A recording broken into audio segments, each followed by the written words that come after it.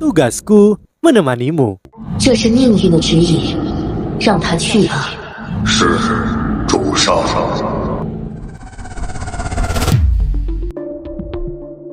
Halo semua, kembali bersama Miminata di sini. Kali ini kita akan menyelam dalam alur cerita novel Solen 3, The Legend of the Dragon King. Sebelum masuk ke dalam cerita, Mimin ingatkan jangan lupa like, comment, and subscribe. Tanpa berlama-lama, Solen 3, The Legend of the Dragon King. Mari kita mulai. Seorang master mecha dengan jiwa bela diri yang lemah tetapi kekuatan yang tangguh belum tentu tidak mungkin. Kekuatan jiwa juga sangat berguna saat menempa. Itu bisa mempertajam inderamu sekaligus meningkatkan kekuatanmu. Mang Tian melepaskan rumput biru perak saat dia mengangkat ini, membiarkannya jatuh ke tanah untuk membuat suara yang tajam. Hah? Mang Tian mengungkapkan ekspresi terkejut saat dia sekali lagi mengambil rumput biru perak. Alisnya langsung berkerut. Hati Tang Wuyin dipenuhi dengan harapan lagi saat kata-kata Mang Tian ini keluar.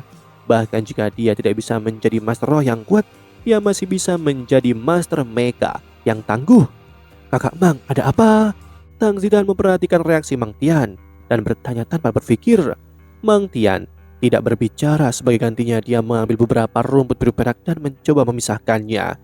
Seseorang hanya bisa membayangkan kekuatan fisik yang dia miliki sebagai seorang pandai besi, namun rumput biru perak hanya tegak saat dia menariknya tanpa ada tanda-tanda patah. Eksistensi yang tampak lemah ini ternyata sangat ulet. Rumput biru perakmu sedikit tidak normal, Mang Tian berkata kepada Tang Bulin. Tang Bulin dengan ragu bertanya, guru bagaimana yang tidak normal? Mang Tian menjawab, pertama-tama adalah beratnya. Awalnya aku tidak merasakannya, tetapi aku perhatikan ketika jatuh ke tanah bahwa suara yang dibuatnya sama sekali tidak ringan. Setelah memeriksanya lagi, aku menemukan bahwa meskipun sangat ramping, sebenarnya tubuhnya sangat berat. Itu bahkan lebih berat dari pokok anggur. Rumput biru perak dengan hanya satu cincin roh tidak boleh dan tidak mungkin memiliki atribut seperti ini. Biar aku uji lagi dulu. Matanya tiba-tiba bersinar saat dia mengatakan ini ketika 4 cincin roh muncul. 1 putih, 2 kuning, dan 1 ungu. Itu segera menerangi ruangan. Sebagai sesama master roh, Tang Wulin secara tidak sadar mundur dari aura yang dilepaskan oleh Mang Tian.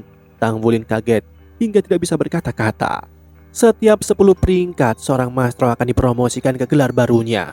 Setelah menjadi seorang master roh adalah Grand Master Jiwa, Penatua Jiwa, Leluhur Jiwa, Raja Jiwa, Kaisar Jiwa, Sage Jiwa, Doulo Jiwa, dan di puncak 9 cincin adalah Feng Hao Doulo atau judul Doulo. Master pandai besi yang tak terduga ini adalah leluhur jiwa yang kuat dengan 4 cincin roh. Setelah cincin roh muncul, 3 roh menjadi terlihat di pundak Mang Tian. Yang pertama area terkecil dan terlemah, seekor kelinci kecil. Itu merangkak di sekitar tubuhnya sambil memancarkan lingkaran cahaya putih. Roh kedua kuningnya adalah sepasang palu yang berkedip dengan kilau kuning.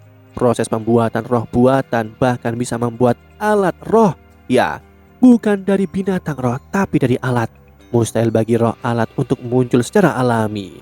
Roh terakhir berwarna ungu, seekor beruang coklat yang tingginya sekitar 1 meter dengan 2 lengan yang sangat tebal.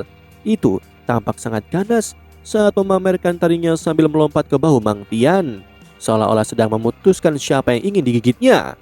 Selain 3 roh yang dilepaskan, roh pelindung Mang Tian juga ditampilkan. Itu sebenarnya adalah palu yang berkilau dengan cahaya putih redup yang hampir mirip dengan palu tempa. Jiwa bela diri Mang Tian adalah palu bumi. Setelah melepaskan roh pelindungnya, Mang Tian tampak jauh lebih mengesankan dan luar biasa. Roh pertamanya bersinar sesaat sebelum kelinci putih itu berubah menjadi lapisan cahaya putih yang menutupi tubuhnya. Keterampilan jiwa pertama, kemampuan 10 tahun, keuletan. Ini adalah keterampilan jiwa biasa yang membuat otot Mang Tian lebih fleksibel dan kuat. Mang Tian dengan paksa menarik rumput biru perak dengan dukungan dari keterampilan jiwanya serta kekuatan jiwanya yang tangguh. Pemandangan aneh muncul di depan mereka semua. Semua orang termasuk Tang Wulin mengharapkan rumput biru perak terkoyak, namun tanpa diduga, tubuh redup dari rumput biru perak mulai bersinar di bawah kekuatan lawan yang bekerja di atasnya.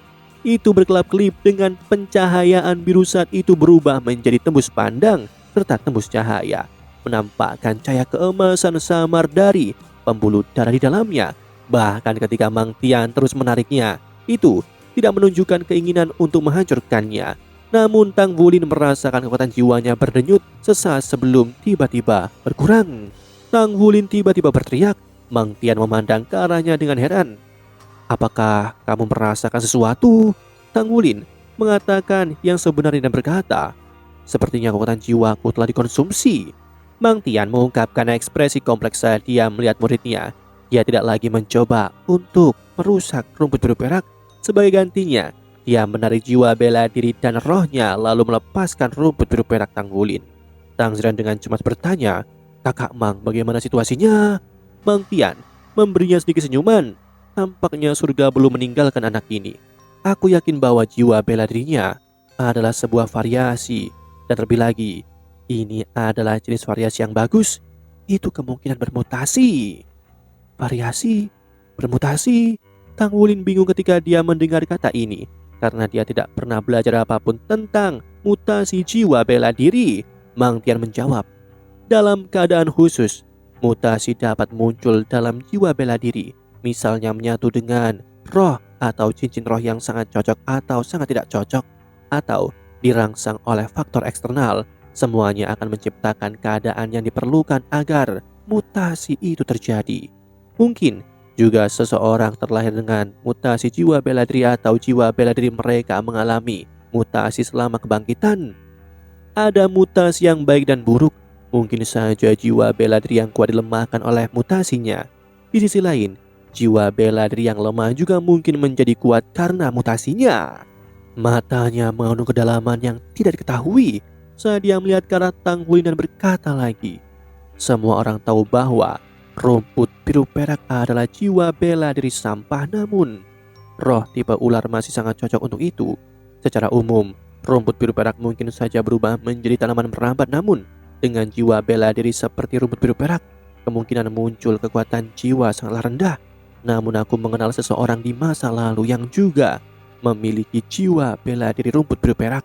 Ketika dia berkultivasi ke peringkat 10, dia juga menyatu dengan roh tipe ular dan rumput biru peraknya menjadi pohon anggur yang bahkan lebih tebal dari milikmu. Namun itu masih sangat lemah. Aku bahkan tidak perlu menggunakan jiwa bela diriku untuk menghancurkannya. Namun rumput biru perakmu benar-benar berbeda. Bahkan dengan keterampilan jiwa pertamaku, aku masih belum bisa memisahkannya. Akal sehat akan mendikte ini menjadi tidak mungkin.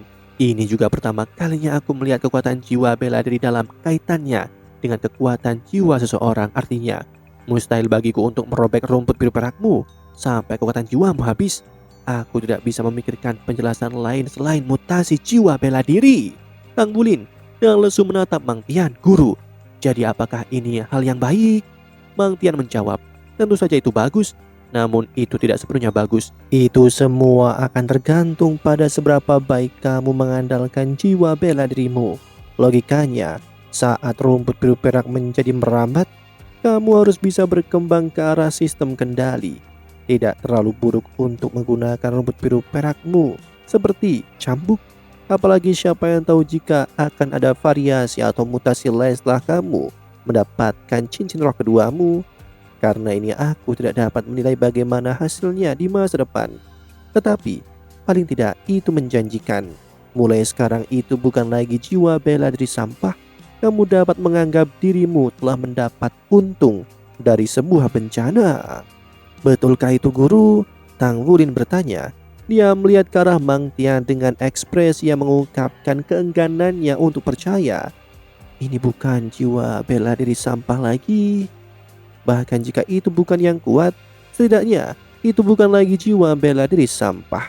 Mang Tian berkata dengan suara tumpul, "Kamu baru saja melihatnya. Cincin roh pertamaku adalah roh 10 tahun putih dan sama lemahnya, namun aku juga bisa mendapatkan roh 100 tahun setelah berusaha keras. Apalagi aku bahkan bisa mendapatkan roh 1000 tahun karena aku adalah pandai besi. Aku bisa mendapatkan cukup uang untuk membeli roh yang aku inginkan.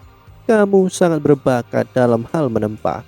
Jadi apapun yang aku bisa lakukan, kamu juga bisa." Yang pernah mengalaminya pasti paham situasinya. Depresi di dalam hati Tang Wulin telah dibersihkan. Dia tidak memiliki jiwa bela diri sampah lagi dan dia juga memiliki gurunya sebagai tujuan masa depan sekarang. Ini menyalakan kembali harapan di hatinya. Aku masih memiliki kesempatan untuk menjadi Mas Roh yang kuat. Mang Tian tiba-tiba berkata, "Kamu tidak meminta cuti hari ini, jadi aku akan memotong gaji 1 hari dari gajimu." Mang Tian pergi setelah mengatakan ini, tetapi kegembiraan Tang Wulin tidak terpengaruh sama sekali. Dia melompat dan memeluk Mang Tian. Mang Tian bergumam dengan heran, anak ini sangat riang, namun kekuatan anak ini... Setelah Mang Tian pergi, awan kekhawatiran dan kabut kekejaman keluarga Tang telah berubah menjadi suasana kegembiraan. "Maaf Bu, Ayah, aku membuat kalian khawatir." Tang Wulin agak malu saat mengatakan ini. Lang Yue sekali lagi menarik kepala putranya ke dadanya. "Kitalah yang seharusnya minta maaf. Kamu masih sangat muda, namun kamu harus menanggung beban yang begitu besar." Tang Zidan menunduk seolah memikirkan beberapa hal yang tidak diketahui. Bibir Naar sedikit bergetar. Sepertinya dia ingin mengatakan sesuatu tetapi pada akhirnya tidak bisa melakukannya. Setelah makan malam, hari lain telah berlalu sekali lagi. Tang Zidan dan Lang Yue tidur lebih awal malam itu, sementara Naar juga memasuki negeri mimpi dalam kondisi kelelahan yang sama. Hanya Tang Wulin yang tetap terjaga. Dia diam-diam menyelinap keluar dari rumah dan pergi ke taman tempat dia sebelumnya membuat terobosan. Setelah duduk, hatinya mulai bergerak saat dia menatap bulan yang cerah di langit. Dari suka ke duka, dia sekali lagi punya harapan. Apa yang dia alami hari ini mempengaruhinya jauh lebih dari apapun dalam 3 tahun terakhir. Dengan pikiran, si ular kecil muncul di cekungan telapak tangannya. "Terima kasih anak kecil, kamu telah memberiku harapan, namun aku malah sempat berpaling darimu. Aku minta maaf." Tang Wulin dengan lembut berkata. Si ular kecil sepertinya merasakan sesuatu saat dia mengangkat kepalanya sedikit dan menjentikkan lidahnya. Tang Wulin tersenyum. "Aku akan memberimu nama, oke?